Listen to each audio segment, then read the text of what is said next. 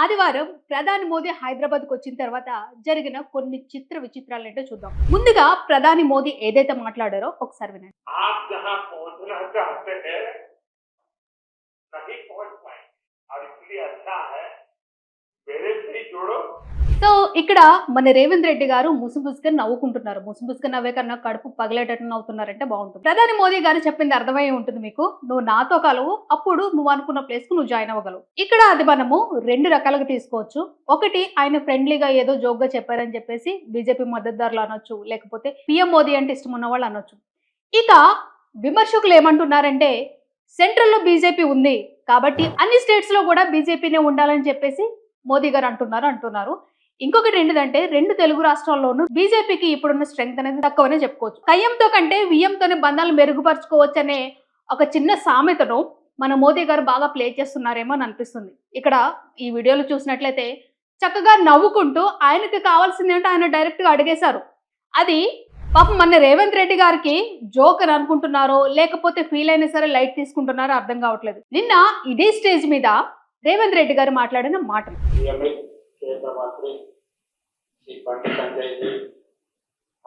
విన్నారు కదా. ఏమన్నారు? నా ప్రియమిత్రుడు బండి సంజయ్. వాళ్ళు స్టేజ్ మీద కూర్చున్నది కూడా పక్క పక్కనే కూర్చున్నారు.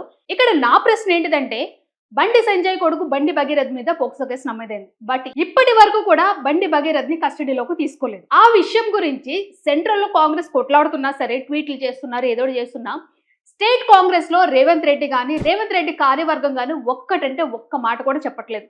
ఎందుకని అంటే అందరూ అనుకున్నట్టుగా మీది హస్తం కమలం అంటారా, లేకపోతే కమల హస్తం అంటారా? మీరేమో బీఆర్ఎస్ వాళ్ళు బీజేపీ వాళ్ళు కలిసారంటారు, బీఆర్ఎస్ వాళ్ళేమో కాంగ్రెస్ బీజేపీ దోస్తులు అని అంటారు. ఇప్పుడు నిన్న మీరు చేసింది కూడా అట్లానే ఉంది. ఇప్పటి వరకు కూడా ఒక్క మాట అంటే ఒక్క మాట బండి భగీరథ్ మీద మీరు మాట్లాడలేదు. ఇంకొక విషయం ఏంటంటే హోంశాఖ కూడా మీలోనే ఉంది. అంటే పోలీస్ డిపార్ట్మెంట్ మొత్తం కూడా మీ కంట్రోల్లోనే ఉంటుంది. మరి మీ కంట్రోల్లోనే ఉన్నప్పుడు మీకు చేతనవ్వట్లేదా రేవంత్ రెడ్డి గారు? ఇదే న్యాయ వ్యవస్థ మీద, ఇదే చట్టాల గురించి మీరు అసెంబ్లీలో గొంతు చించుకుని మాట్లాడిన మాటలు ఉన్నాయి చూడండి. ఒక్కసారి మళ్ళీ మీరు కూడా వింటే, మీరు ఏం మాట్లాడారో గుర్తు తెచ్చుకుంటే కనీసం అప్పుడైనా మీరు ఏం చేయాలో తెలుస్తుందేమో. ఫస్ట్ ఒకసారి చూడండి. Super stars or political stars is having some special privilege. If they murder anyone also, we need not to prosecute or otherwise we need not to put any case against these personalities అనే మనం చట్టం చేస్తా అంటే సినీ ప్రముఖులు కానీ రాజకీయ ప్రముఖులు కానీ స్టార్లు అని ఫీల్ అయ్యే వాళ్ళ పట్ల ప్రత్యేకమైన చట్టం ఉంటుంది. వాళ్ళ మీద కేసులు పెట్టొద్దని మీరు ఏమైనా చట్టం చేస్తే ఆ చట్టం అమలు చేసుకోవాలి. ఈ రోజున్న డాక్టర్ బాబాసాహెబ్ అంబేద్కర్ ఇచ్చిన చట్టం ప్రకారం దీనికి కారణమైన వాళ్ళను, ప్రత్యక్షంగా పరోక్షంగా కారణమైన వాళ్ళందరి మీద కేసులు కట్టి పోలీసులు విచారణ చేయాల్సిందే, బాధితులను శిక్షించాల్సిందే అధ్యక్ష. మధ్యలో అంబేద్కర్ గారిని కూడా తీసుకొచ్చారు. డాక్టర్ అంబేద్కర్ గారు రాసిన రాజ్యాంగం ప్రకారం తప్పు చేసిన వాళ్ళు ఎవరైనా సరే శిక్ష విధించాల్సిందే.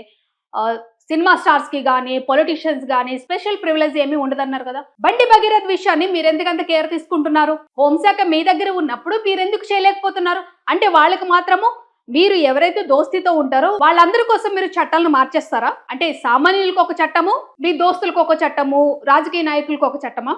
అంటే లేకపోతే నేను ఇంత గొప్పవాడిని అని చెప్పేసి ప్రజల్లో మంచి చేసుకోవడానికి ఇలాంటి డైలాగ్స్ యూజ్ చేస్తున్నారా? అది కూడా అసెంబ్లీలో మాట్లాడింది. ఇకపోతే మన బండి సంజయ్ గారు నిన్న స్టేజ్ మీద ఏం ఎమోషనల్ అయ్యారో ఒకసారి చూద్దాం. పార్టీ తలవంచుకునే పని చేయడంట, ఇలా పార్టీ కోసం పనిచేస్తుంది. నేను ఏ రోజు కూడా పార్టీ తలవంచుకునే పని చేయడంట, ఇలా పార్టీ కోసం పనిచేస్తాం. అందరూ కూడా ప్రతి భారతీయ జనతా పార్టీ కార్యకర్త జై శ్రీరామ్, భారత్ మాతాకి జై అని నేను భారతీయ జనతా పార్టీ కార్యకర్తలని చెప్పి తలెత్తుకొని సగర్వంగా తలెత్తుకునే విధంగా పనిచేస్తుంది తప్ప పార్టీకి తల వంచే పని చేయాలన్నా. శాతగాని మూర్ఖులు, ధైర్యంగా రాజకీయంగా ఎదుర్కోలేని దద్దమ్మలు ఇలా ఏదో వేసి బండి సంజయ్ గాని భారతీయ జనతా పార్టీని ఇబ్బంది పడితే నేను ఫామ్ హౌస్ లో ఎలుకను కాదన్నా, ఫామ్ హౌస్ లో ఎలుకను కాదన్నా, నేను నా అయ్య పేరు చెప్పి రాజకీయాలు రాలేదన్నా, నా తాత పేరు చెప్పి రాజకీయాలు రాలేదన్నా, ఏదో జెండా పెట్టి. ఇక్కడ బండి సంజయ్ గారి మాటలు వింటే ఇప్పటికీ నేను తప్పు చేయలేదు, ఇప్పటికీ నా కొడుకు తప్పు చేయలేదు, దీని అంతటిని కూడా ఒక పార్టీ పనిగట్టుకుని నా మీద బురద జల్లుతుందని ఇండైరెక్ట్ గా కాదు డైరెక్ట్ గానే ఆయన పేరు చెప్పేశారు. ఇష్యూ అంతటి వెనుక కూడా బీఆర్ఎస్ పార్టీ ఉందని చెప్పేసి. అసలు ఇక్కడ నాకు అర్థం కాని విషయం ఏంటంటే ఆల్రెడీ పోక్సో కేసు నమోదైంది. పోక్సో కేసు అనేది డైరెక్ట్ గా బాధితురాలు వచ్చి చెప్తే పెడితే కేసు అది. బీఆర్ఎస్ నుంచి కేటీఆర్ గాని కేసీఆర్ గాని వెళ్ళి పోలీస్ స్టేషన్ లో కంప్లైంట్ ఇచ్చారా? ఆ రోజు పోలీస్ స్టేషన్ లో బాధితురాలు కంప్లైంట్ ఇవ్వడానికి వచ్చినప్పుడు ఉన్నది మీరే కదా, బండి సంజయ్ గారు మీరే కదా ఉన్నది. మళ్ళీ మధ్యలో కేటీఆర్ కేసీఆర్ ఎక్కడి నుంచి వచ్చారు? మళ్ళీ ఇప్పుడు కొంతమంది కామెంట్స్ పెడతారు, నేను బీఆర్ఎస్ కి ఫేవర్ అండి. నేను బీఆర్ఎస్ కి ఫేవర్ కాదు, బీజేపీ ఫేవర్ కాదు, ఎవరికి ఫేవర్ కాదు. ఇక్కడ నేను మాట్లాడేది ఓన్లీ పోక్సో కేసు గురించి. దీని గురించి కూడా నిన్న మొన్నటి వరకు ఏవైతే కొన్ని రూమర్స్ వచ్చాయో ఆ రూమర్స్ అన్ని ఈ రోజు నిజమయ్యాయి. అవేంటో కూడా చూపిస్తాను. ఇక్కడ బండి సంజయ్ గారి విషయంలో నాకు అర్థం కానిది ఏంటంటే, బండి సంజయ్ గారు కానీ లేకపోతే బీజేపీ వాళ్ళ విషయంలో కానీ దేవుడి పేరు ఎందుకంటే తీసుకొస్తారు మీరు?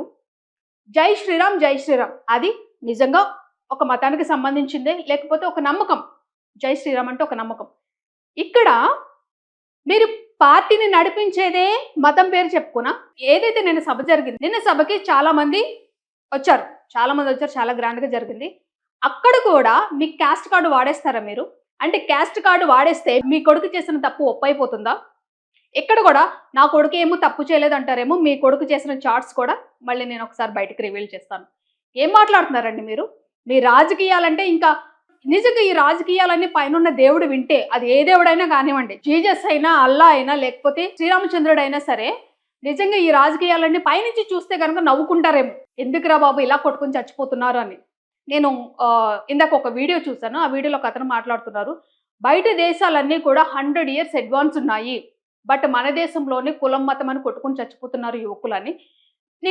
నాకు మార్నింగ్ ఒక ఆలోచన వచ్చిందండి. నిజంగానే మనం పూర్వకాలంలో ఈ చాతబడులు అని చెప్పేసి లేకపోతే ఈ జాతకాలు అని చెప్పేసి ఉన్నాయి కదా, భూమి గుండ్రంగా తిరుగుతుందో లేదో తెలియదు కానీ, డైరెక్ట్గా చూడలేదు కానీ, ఈ విషయాలు ఏదైతే మనము ఇప్పుడున్న ఏదైతే కొన్ని విషయాలు జరుగుతున్నాయో పాతకాలంలో జరిగిన ఇవే మళ్ళీ రిపీట్ చేసుకొస్తున్నాం. మనము అడ్వాన్స్లో ఉన్నాం, టెక్నాలజీలో ఉన్నాం. ఏదైతే టెక్నాలజీతో మనం ఇంప్రూవ్ చేసుకున్న ఏఐ ఉందో, చాట్ జీటీపీ కానీ జెమినీ కానీ ఉందో, దానిలో మళ్ళీ జాతకాల గురించి అడుగుతున్నారు. అంటే మనము ఎంత దూరం పోయినా సరే మా మూఢనమ్మకాలను మేము వదలము. మీ ఫోన్స్లో కూడా చూసే ఉంటారు ఆస్ట్రాలజీ. అందులో మాట్లాడేది ఎవరు? AI generation. ఆ ఏఐని తయారు చేసింది ఎవరు? టెక్నాలజీ యూజ్ చేసుకుని మనమే తయారు చేసుకున్నాం. టెక్నాలజీని మనమే యూజ్ చేసుకుంటూ మళ్ళీ మనము మన పాత పద్ధతులను అనుసరిస్తున్నామా? ఏంటండి ఎక్కడికి పోతుంది? ఇలా బండి సంజయ్ గారు ఒక మతాన్ని ప్రొజెక్ట్ చేసుకుంటూ దానితోనే వాళ్ళ మైండ్ని కంట్రోల్ చేద్దామని అనుకుంటున్నారేమో. ఇప్పటికీ కూడా ఆయన ఏమనుకుంటున్నాడంటే, ఆ బేటీ బచావో బేటీ పడావో కార్యక్రమం ఉంది కదండి, వాళ్ళ పిల్లోడిని ఇట్లా సంకలు వేసుకుని నా కొడుకు చాలా అమాయకుడు అని చెప్పేసి మోదీ దగ్గరికి వెళ్తారేమో. నా కొడుకుని రక్షించు, నా కొడుకు చిన్నపిల్లోడు అని చెప్పేసి ఆయన దగ్గరికి వెళ్తున్నట్టున్నారు. సో బండి భగీరథ్ అమ్మాయితో చేసిన చార్ట్స్ కూడా లీక్ అయినాయి. వాటిలో ఏమంటున్నాడంటే, నాన్న బుజ్జి లవ్ యూ కన్నమ్మ, నువ్వు లేకుండా నేను ఉండలేను. బాధితురాలు ఆల్రెడీ చిన్నపిల్ల, ఆమె చిన్నపిల్ల కాబట్టి ఆమెకి తగ్గట్టు మాట్లాడడం. ఇక్కడ ఆమె తప్పు చేసిందా లేదా అని అంటే మేబీ ఆమె కూడా ఈ మెసేజెస్ అన్ని చూసి అమ్మో నన్ను ఎంత బాగా చూసుకుంటున్నాడు అని చెప్పేసి టెంప్ట్ అయ్యి ఉండకపోవచ్చు. కానీ ఇక్కడ తప్పు ఏంటంటే ఆమె మైనర్. ఆ మైనర్ విషయమా మాట్లాడుకుందాం ఇక్కడ. ఇంకొకటి ఏంటిదంటే, నిన్న వచ్చిన వార్త ఏంటంటే, కొంతమంది ఇప్పుడు ఏదైతే డిజిటల్ మీడియా ఉందో దానిలో కొంచెం ఒక హై లెవెల్లో ఉన్న వాళ్ళు ఒక 4 పేర్లు మెన్షన్ చేశారనమాట. మెన్షన్ చేసిన తర్వాత సో మెయిన్ మీడియాని మేనేజ్ చేయడానికి సంగప్పతో రాయబేరాలు కుదుర్చుకున్నారు. సంగప్ప అని అంటే ఏంటంటే, ఇంతకుముందు ఒక ప్రముఖ ఛానల్లో మాజీ జర్నలిస్టు, ఇప్పుడు బీజేపీ కార్యకర్త అతను. సో అతను ఈ ఛానల్స్ అన్నిటికీ ఫోన్ చేసి మేనేజ్ చేస్తున్నాడు. ఏమని? బండి భగీరథ్ని నెగిటివ్గా ప్రొజెక్ట్ చేయొద్దు, అందరూ పాజిటివ్గానే చేయండి. దీనికి సంబంధించి ఒక యాంకర్ కూడా ఏంటిదంటే డైరెక్ట్గా చెప్పారు, అతను ఎవరో కూడా చెప్తాను. ఇంకొకటి ఏంటిదంటే, బండి సంజయ్ ఏమని చెప్పారు, లేకపోతే సంగప్ప ఎలాంటి రాయబారాలు చేశారంటే, బండి సంజయ్ కొడుకు కేసు నుంచి బయటపడే వరకు సహకరించాలని చెప్పేసి ఒక్కొక్కరితో 50 లక్షల బేరం, మిగతా చిన్న చితక యూట్యూబ్ ఛానల్స్ని కూడా మేనేజ్ చేయాలని చెప్పేసి చెప్పినట్టు. ఇంకొకటి ఏంటిదంటే, రేపటి నుంచి అంటే ఇది నిన్న బయటకు వచ్చిన విషయం, రేపటి నుంచి అంటే ఈ రోజు నుంచి ఏంటంటే బీసీ కార్డు వాడాలని ఒక ప్రముఖ వ్యక్తికి చెప్పినట్టు. ఈవెన్ ఈ రోజు నేను చూసి సర్ప్రైజ్ అయిన విషయం ఏంటిదంటే, నిజంగా అతను ఆ విషయమే మాట్లాడాడు. వాళ్ళ ఛానల్లో ఒక చిన్న షార్ట్ అంటే మీకు తెలుసు కదండి, ఒక 50 seconds నుంచి 1 minute. అది కూడా ఏంటిదంటే, బండి సంజయ్ కుమారుడు బండి భగీరథ్ గారు ఒక కేసులో చిక్కుకున్నారు. వాళ్ళు తప్పు చేసినట్టు కాదంట, ఒక కేసులో చిక్కుకున్నారు. సో తన మీద ఆరోపణలు వస్తున్నాయని చెప్పేసి ఒక పోలీస్ స్టేషన్కి వెళ్ళి కంప్లైంట్ ఇచ్చారు. దీని మీద పోలీసులు ఇన్వెస్టిగేషన్ చేస్తున్నారు. అంటే ఆ వాయిస్ ఓవర్ అట్లా చెప్పింది అన్నట్టు. ఎక్కడా కూడా బండి భగీరథ్ తప్పు చేశాడన్న మాట కూడా మాట్లాడలేదు. దాని తర్వాత మే 9న ఆ వీడియోలో వచ్చిన ఒక్క షార్ట్ తర్వాత ఇప్పటి వరకు దాని గురించి ఊసే ఎత్తలేదు. నిజంగా నాకు నిన్న వచ్చిన మెసేజ్ చూసి నిజమే అనిపించింది ఈరోజు చెక్ చేస్తే. ఇంకొకటి ఏంటిదంటే బీసీ కార్యకర్తలను పిచ్చోళ్ళని చేయడానికి ఈ తత్తంగాని ఈటెల రాజేందర్ మీదకి నెట్టేయాలని తన సోషల్ మీడియా మాఫియాకు ఆదేశాలు. నిజంగా ఈ రోజు ఏమొచ్చిందంటే ఈటెల రాజేందర్ గారు ఒక మాట మాట్లాడారు. ఏంటిదంటే బీజేపీ పార్టీ అనేది సిద్ధాంతాల మీద కట్టుబడుతుంది, ధర్మం మీద కట్టుబడుతుంది. ఇంకొక మాట కూడా మాట్లాడారు. ఎవరో ఒకరిద్దరు తప్పులు చేసి ఉండొచ్చు, బట్ వాళ్ళ గురించి పార్టీని బదనం చేయొద్దు. మా పార్టీ సిద్ధాంతాలు వేరు, మా పార్టీ ధర్మానికి కట్టుబడి ఉంటుందని. ఇప్పుడు ఈ మాట కరెక్ట్గా ఆయనకి వీళ్ళు మేనేజ్ చేస్తున్నారు అనమాట. ఇప్పుడు వస్తున్నాయి ఆ వీడియోలన్నీ ఇప్పుడు వస్తున్నాయి అనమాట మన ఈటెల రాజేంద్ర గారు. ఇంకొకటి ఏంటిదంటే అవసరమైతే టాపిక్ డైవర్ట్ చేయడానికి దాడులు కూడా చేయాలండి. నిన్న స్టేజ్ మీద బండి సంజయ్ ఇదే మాట్లాడారు. రేపటి నుంచి మా పవర్ ఏంటో చూపిస్తాము. ఏం చూపిస్తారు మీరు? ఫస్ట్ మీరంత ధర్మబద్ధంగా ఉన్న పార్టీలో ఉన్నట్టయితే నేను బీజేపీని కించపరచట్లేదు, ఆయన అన్నమాట మాట్లాడుతున్నా. మీరంత ధర్మబద్ధంగా ఆర్ఎస్ఎస్ నుంచి, ఏబీవీపీ నుంచి, బీజేపీ పార్టీ నుంచి ఉన్న వాళ్ళు అయితే మీ కొడుకు ఎక్కడా తీసుకొచ్చారా? నా కొడుకు మిస్ అయిపోయాడు అని అంటారేమో. మిస్ అయ్యే ఛాన్స్ లేదు. ఎందుకంటే మీతో డాడీ నాకు చాలా బాధగా ఉంది డాడీ, మీరే కాపాడాలి డాడీ. ఆ ఆడియో కూడా బయటకు లీక్ అయింది కదండి బండి సంజయ్ గారు. ఇంకొకటి ఏంటిదంటే నేను ఇప్పుడు చెప్పాను కదండి, ఒక ప్రముఖ యూట్యూబ్ ఛానల్ బీసీ గార్డ్ని ఎత్తుకుందన్నట్టు. అతను కూడా బీసీ తరపున మాట్లాడే వ్యక్తే. అతని ఛానల్లోనే నేను అన్నది. ఎప్పుడో మే 9వ తారీఖున ఒక చిన్న షార్ట్ వీడియో తప్ప ఇప్పటి వరకు బండి భగీరథ్ గురించి మాట్లాడలేదు. ఇంకొకటి మనందరికీ తెలిసిన వ్యక్తే రఘు, తొలివెలుగు రఘు. తొలివెలుగు రఘు నిన్న ఏం చెప్పారంటే, ఇష్యూ మనకి మొన్న జరిగింది కదండి, ఆ తర్వాత ఆయన చేసిన వీడియో ఏంటిదంటే, ఆ నెక్స్ట్ డే నాకు మార్నింగ్ 11 o'clockకి బీజేపీ ఆఫీస్ నుంచి ఫోన్ వచ్చింది. ఆ ఫోన్లో ఏమన్నారంటే, రా ఈవినింగ్ రా మాట్లాడుకుందాము అని చెప్పేసి అన్నారు.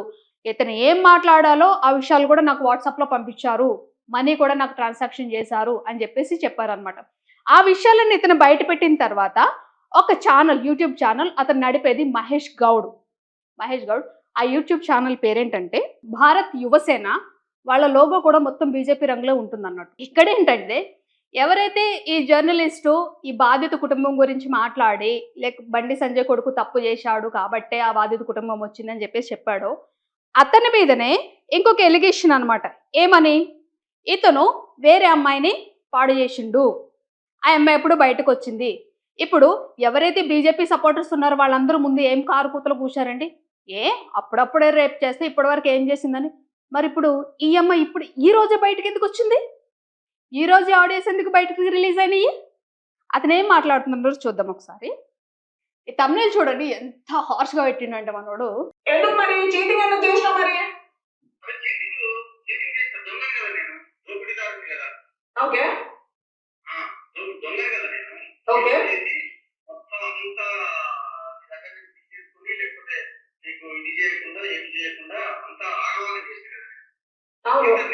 అవును ఇంకేం చేసినావు? సో ఇదండి మన జర్నలిస్ట్ గురించి వచ్చింది. ఇతను ఎవరైతే భారత్ యువసేన మహేష్ గౌడ్ ఉన్నారో, ఇది నిజమో అబద్ధమో పక్కన పెడితే ఈ ఛానల్లో కూడా ఎక్కడ ఏదైతే పోక్సో కేసు నమోదు చేసిన బాధితురాలు ఉందో దాని గురించి ఒక్క వార్త కూడా రాలేదు. కానీ ఈరోజు మార్నింగ్ ఎలక్షన్ అంటే ఇంత పెద్ద జనరేటెడ్ థంబ్నెయిల్ పిక్చర్స్ తోటి కామాంధుడు, ప్రేమ వంచనతో బాధితురాలు వేదన, మోసం, శారీరక దోపిడీ, పెళ్లి చేసుకుంటాను అని చెప్పి వాడుకున్నాడు కామాంధుడు. సరే చెప్పినోడు కామాంధుడు అయితే మరి చేసినోడు దొరకకుండా తప్పించుకుంటున్నవాడు వాడినేమనాలి? ఏంటండి ఇదంతా? అంటే నిజాలు చెప్తే వాళ్ళ క్యారెక్టర్ మీదనే మళ్ళీ బురద చల్లడానికి రెడీగా ఉంటారు అన్నట్టు. ఇంకా విచిత్రం ఏంటిదంటే కొంతమంది సోషల్ మీడియాలో వీ సపోర్ట్ ఫర్ భగీరథ్. దేనికి? మీరు కూడా భగీరథ్ చేసినట్టే ఆయన బాటలో నడవాలనుకుంటున్నారా? సపోర్ట్ ఫర్ భగీరథ్ ఏంటండి? అతని మీద పోక్సో కేసు నమోదైంది. ఉద్యమకారుడు కాదు, ఫ్రీడమ్ ఫైటర్ కాదు. నిజంగా భగీరథ్ తప్పు చేయకుండా ఉంటే పోలీసులు చూసుకుంటారు. మరి మీరు సపోర్ట్ ఏంటండి? ఇంతకు ముందు కొన్ని కేసుల్లో ఎన్కౌంటర్ చేసి పడేశారు కదా కొంతమందిని. మరి వాళ్ళ చావులకి మీరు ఎందుకు సపోర్ట్ చేయలేదు? వి స్టాండ్ ఫర్ అని చెప్పేసి ఎందుకు చెప్పలేదు? అంటే ఇప్పుడు ఇక్కడ ఉన్నది సెంట్రల్ మినిస్టర్ కాబట్టి, సెంట్రల్ మినిస్టర్ కొడుకు కాబట్టి ఏం చేసినా చెల్లుతుంది. మేము సపోర్ట్ అనిపిస్తే వి ఆర్ స్టాండ్ ఫర్ అని చెప్పేస్తే తప్పు ఒప్పైపోతుందని అనుకుంటున్నారా? ఏం మాట్లాడుతున్నారండి? నిజంగా కొంతమంది కామెంట్స్‌లో పెడతారు ఏంటంటే మీడియా అమ్ముడుపోయిందని. నిజంగా అనిపిస్తుందండి నాకు. చాలా బాధ అనిపిస్తుంది. వాళ్ళు చెప్తున్న మాటలకి, కొంతమంది చేసే పనులకి చాలా కరెక్ట్ ఉంది. ఇప్పుడు నువ్వు రఘుని సపోర్ట్ చేస్తావంటే నేను సపోర్ట్ చేయను. ఇప్పుడు రఘు గురించి ఎందుకు మాట్లాడాల్సి వచ్చిందంటే, నిన్న ఏదైతే రఘు బాధితురాలు తరపున మాట్లాడాడో బండి సంజయ్ కొడుకు బండి భగీరథ్ తప్పు చేశాడు కాబట్టి పోక్సో కేసు నమోదైంది. ఈ విధంగా నమోదైందని చెప్పేసి అన్నాడు కాబట్టి నెక్స్ట్ వెంటనే ఇది వచ్చేసింది. అయితే ఇంకొకటి ఏమన్నారంటే నాకు డబ్బులు ఇవ్వాలని చూసారు. నేను నో అని చెప్పాను అని చెప్పేసి అన్నారు. మేబీ దాని గురించి ఇది వచ్చిందేమో. అంటే ఇప్పుడు ఈయన తప్పు అని చెప్పాడు కాబట్టి ఇతని క్యారెక్టర్ మీద ఒక బురద జల్లేస్తే ఈయన పక్కకు తప్పుకుంటాడు. ఆ ఇంకొక బీసీ నేత ఏంటంటే బీసీ కార్డు వాడండి అని చెప్పాడంటే ఆ కార్డే వాడుతున్నాడు ఆయన. ఇంకొక మాజీ జర్నలిస్ట్ ఏంటిదంటే ఆయన రాయబేరాలు చేస్తాడనమాట. ఈ ఛానల్ వాళ్ళతో ఇంత ఇస్తాను, ఈ ఛానల్కి ఇంత ఇస్తానని చెప్పేసి బ్రోకర్ పనులు చేస్తున్నాడు అన్నట్టు. ఏంటండి మీరంతా? నిజంగా తప్పు చేయకపోతే వాడిని పట్టుకుని పోలీస్ స్టేషన్కి అప్పగించండి మీరు. ఇంకొకటి మన పోలీస్ వ్యవస్థకి సెల్యూట్ అన్నట్టు. ఎందుకంటే కేసు నమోదయ్యి 2 రోజులు దాటుతున్నా సరే ఇప్పటి వరకు కస్టడీలో తీసుకోలేదు. ఇంకొకటి కూడా ఏంటిదంటే ఏదైతే భగీరథ్ మీద కేసు నమోదు చేశారో అవి కూడా స్టేషన్ బెయిల్ అంటండి. ఒక పోక్సో కేసు నమోదైన వాడికి స్టేషన్ బెయిల్ మీద ఒక పోక్సో కేసు అని వచ్చిన బాధితురాలు ఇచ్చిన వాంగ్మూలాన్ని స్టేషన్ బెయిల్ కి సరిపడే ఎఫ్ఐఆర్ నమోదు చేశారంటే మీరు ఎంత గ్రేట్ అంటే అంత గ్రేట్. మరి ఇదే విషయమో ఒక సామాన్యుడు చేస్తుంటే అప్పుడు ఇలాగే అనేటోళ్ళ వాడిని చితక్కొట్టి లేవకుండా చేసేటోళ్ళు. వీళ్ళైతే ఎన్కౌంటర్ కూడా చేసేస్తారనమాట. అంత గొప్ప పోలీసులు మాట. ఇంకొక విషయం బయటకు ఏమొచ్చిందంటే నిన్న రేవంత్ రెడ్డి గారు నేను మోదీ వచ్చి వెళ్ళేంత వరకు అరెస్ట్ కాకుండా ఆపగలను, దాని తర్వాత నా చేతుల్లో లేదని చెప్పేసి చెప్పారని ఒక విశ్వసనీయ సమాచారం అన్నట్టు. అంటే ఇప్పుడు రేవంత్ రెడ్డి గారు పక్కకు తప్పుకుంటారా? మీరు సీఎం, మీరే హోమ్, మీరే ఎడ్యుకేషన్, ఈ మూడిటిలోనూ మీరు కరెక్ట్గా ఉండట్లేదని అనిపిస్తుంది. మహిళల గురించి అంత బాధ్యతగా మాట్లాడే మీరు అవతల కూడా ఒక మహిళే కదా, అవతల కూడా ఒక బాలిక, మహిళ కూడా కాదు. ఆమెకి రక్షణ చేయలేకపోతే ఇంకెందుకండి ఆ హోమ్ శాఖ మీకు? ఇంకొకటి ఆ అమ్మాయి వాళ్ళు కూడా చిన్న చితక వాళ్ళేం కాదు, ఒక హై లెవెల్ ఫ్యామిలీ ఈక్వల్. ఇంకొకటి ఏంటంటే వాళ్ళ క్యాస్ట్ కూడా ఒకటే.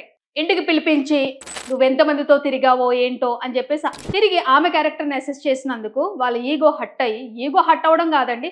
మేబీ ఆ అమ్మాయి అనుకుని ఉండొచ్చు ఇద్దరు ఒకే క్యాస్ట్, ఇద్దరికి కూడా ఆస్తులు సమానంగానే ఉన్నాయి, నన్ను పెళ్లి చేసుకుంటాడు అని అనుకోవచ్చు కదా. ఆమె అనుకుని నీతో కనెక్ట్ అయి ఉండొచ్చు కదా.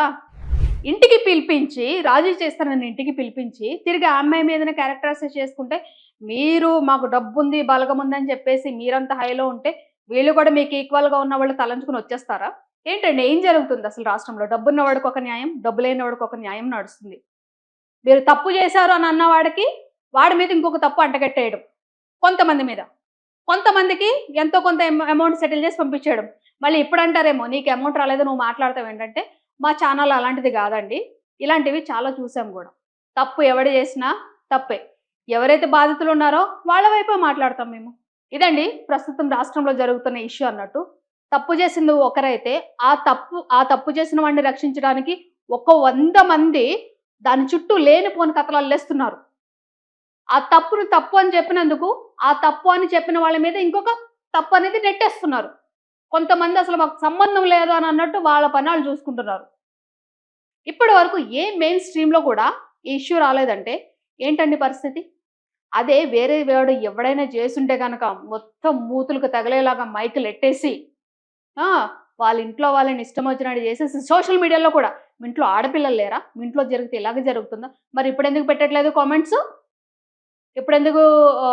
ఇప్పుడెందుకు ప్రోగ్రామ్స్ చేయట్లేదు ఆ ఛానల్స్? ఇప్పుడు ఎవరైతే ఈ తప్పు జరిగింది బండి సంజయ్ కొడుకు బండి భగీరథ్ తప్పు చేశాడని కొన్ని ఛానల్స్ చెప్తున్నాయో ఆ ఛానల్స్నే ఇంకా టార్చర్ పెట్టడానికి రెడీ అవుతున్నారు అన్నట్టు. సరే పెట్టండి, ఎల్లకాలం అధికారంలో మీరే ఉంటారో అని అనుకుంటున్నారేమో. మీరు కింద అధికారంలో ఉన్నా పైన మీరు ఏదైతే దేవుడి పేరు చెప్పుకుని ఊరేగుతున్నారో ఆ దేవుడు చూస్తాడు. ఏదో ఒక రోజు కర్మ అనేది మీ వరకు కూడా ఉంటుంది కదండి.